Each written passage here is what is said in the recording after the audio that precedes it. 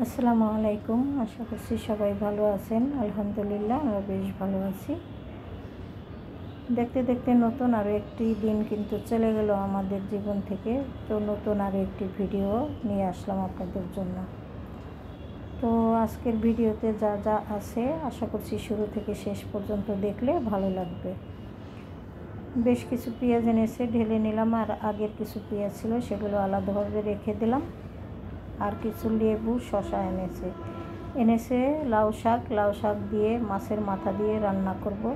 তো শাকগুলো আগে সুন্দর করে পরিষ্কার করে বেছে নিই, তারপরেই তো ধুয়ে পরিষ্কার করে রান্না করব।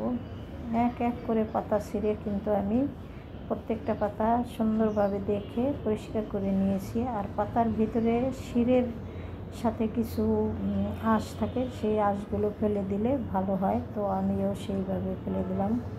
আর ডগা ওইভাবে আমি রাখবো না, লাউ শাকের ডগা খেতে অত বেশি ভালো লাগে না, কিন্তু পাতার সাথে যে ডাঁটা আছে সেই ডাঁটগুলো আমি রেখে দেবো সম্পূর্ণটাই।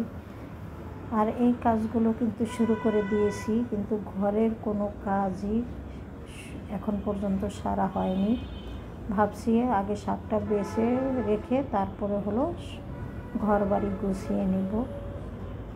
এতে করে একটা জিনিস ভালো হয় যে ঘর বাড়ির সমস্ত সব ময়লা আবর্জনা কিন্তু একবারে বাইরে ফেলে দেওয়া যায়। তো যাই হোক, ঘর বাড়ি এখন আমি গোছগাছ করতে চলে এসেছি। দেখতেই পাচ্ছেন এখানে বিছানাপত্র কিন্তু যে এরকম অবস্থায় আছে, একদম এলোমেলো অবস্থা। তো এইগুলো কিন্তু আমি এখন গুছিয়ে নেব। তো বেড কাভারটা তুলে নিলাম। বেড কাভার তুললে আপনারা জানেন, সবাই জানেন এটা, যে ধুলা থাকে আসলে জাজিম তোশকের উপরে। তো সেগুলো আমি সুন্দর করে ঝাড়ু দিয়ে একটু ঝেড়ে পরিষ্কার করে নিলাম। আর আজকে হলো একটা বাটিক চাদর বিছিয়ে দিলাম এখানে। এই চাদরগুলো বেশ অনেক দিন আগে আমি কিনেছিলাম, তো ভালোই ছিল আসলে। মম বাটিক বলে 10 থেকে 15 বছর আগে কিনেছিলাম। তখন কিন্তু অ্যাভেলেবেল আসলে বাটিকের চাদর প্রত্যেকের ঘরে ঘরেই ছিল, নতুন উঠেছিল। আর এখন তো পুরান হয়ে গেছে এগুলো। তো এক কাজ করতে হলে আসলে অনেক কাজ সামনে পড়ে যায়, সেগুলোও করে নিতে হয়। ছেলের রুমটা গুছাতে এসে ছেলের আলমারিটাও একটু গুছিয়ে দিলাম। তো ছেলে তো একেবারে এলোমেলো করে রাখে, তো গুছগাছের পরে এখন এই পরিস্থিতি হলো।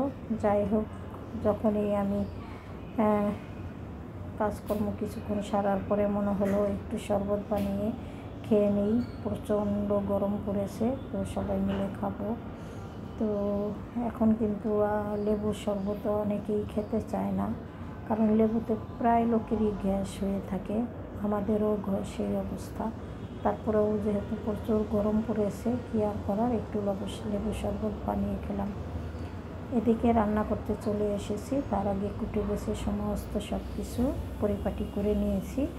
এখন শুধু রান্নার পালা। তো রান্নাটা একদম টিপটপ করে তাড়াতাড়ি করে নিব, কারণ বসে থেকে লাভ নেই, সময়ের অপচয়। তো যত তাড়াতাড়ি পারি রান্নাটা শেষ করব।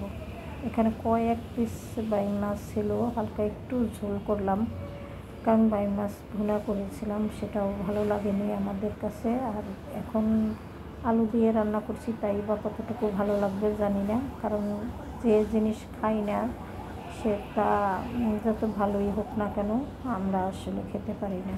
যাই হোক, এটা আমার হাজব্যান্ড খুব পছন্দ করে, তার জন্যই রান্না করা হলো। আর এদিক থেকে আমি হলো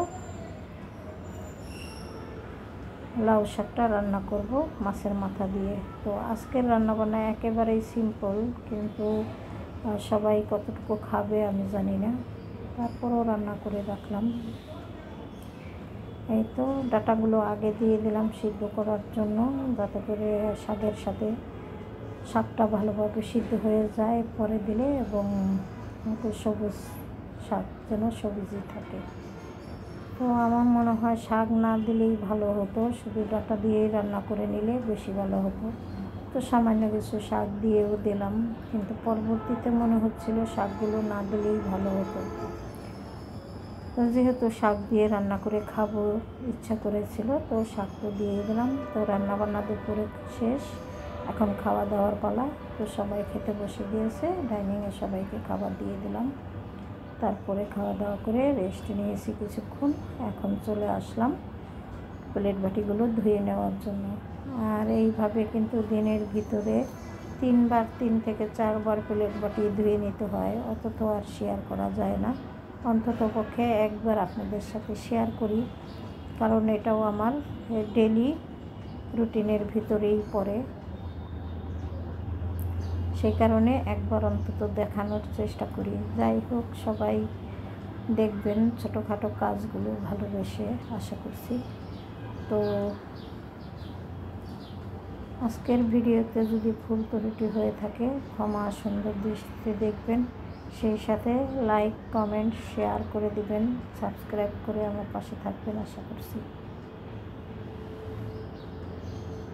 তো প্লেট বাটি ধুয়ে নিয়েছি। এদিক থেকে চুলা আজকে একটুখানি পরিষ্কার করে নেব। আমি কিন্তু চুলা সবসময় অফ ক্যামেরাতেই পরিষ্কার করি। ভাবছি প্লেট বাটিগুলো গুছিয়ে চুলাটাও একটু পরিষ্কার করে তারপরে রেখে দিব, যেহেতু আজকের দিনের মতে রান্নাবান্না শেষ।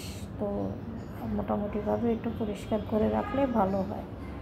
তো রান্নাবান্না শেষে কিন্তু সবসময় চুলা এইভাবে পরিষ্কার করে রাখি। আপনাদের সাথে কখনো শেয়ার করি, আবার কখনো করা হয় না। তো যাই হোক, আজকে একটু শেয়ার করলাম আপনাদের সাথে যে রান্নাবান্নার পরে আমি কীভাবে আমার রান্নাঘরটা সুন্দর করে পরিপাটি করে রাখি। এই তো দেখতেই পাচ্ছেন। আর এই চুলাটা কিন্তু অনেক কম দামি এবং সস্তা, তারপরেও কিন্তু খুবই সুন্দর আছে, মনে হয় চকচক করতেছে। যাই হোক, সবসময় মেজে ঘষে পরিষ্কার করে রাখলে এরকমই হয়। তো বিদায় নিয়ে নিই সবার কাছ থেকে। ভালো থাকেন সবাই। আল্লাহ হাফিজ। আসসালামু আলাইকুম।